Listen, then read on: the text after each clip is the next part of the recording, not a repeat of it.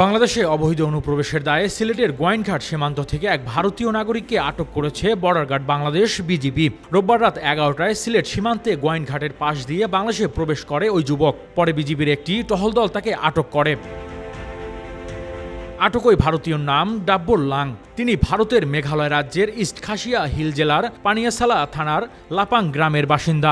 ভারতীয় নাগরিককে আটক করার বিষয় নিশ্চিত করেছে 48 বিজিবির অধিনায়ক লেফটেন্যান্ট কর্নেল মোহাম্মদ হাফিজুর রহমান। তিনি জানান, রোববার রাতে সীমান্ত দিয়ে অবৈধভাবে অনুপ্রবেশের দায়ে ভারতীয় নাগরিক ডাব্বর লাংকে আটক করা হয়েছে। এ সময় তার কাছ থেকে 25 গ্রাম অ্যাডানক নামের ভারতীয় ওষুধ জব্দ করা হয়। বিজিবি কর্মকর্তা আরও জানায়, ভারতীয় নাগরিক ডাব্বর লাংয়ের যথাযথ আইনি প্রক্রিয়ায় গোয়াইনঘাটে থানা হস্তান্তর করা হয়েছে।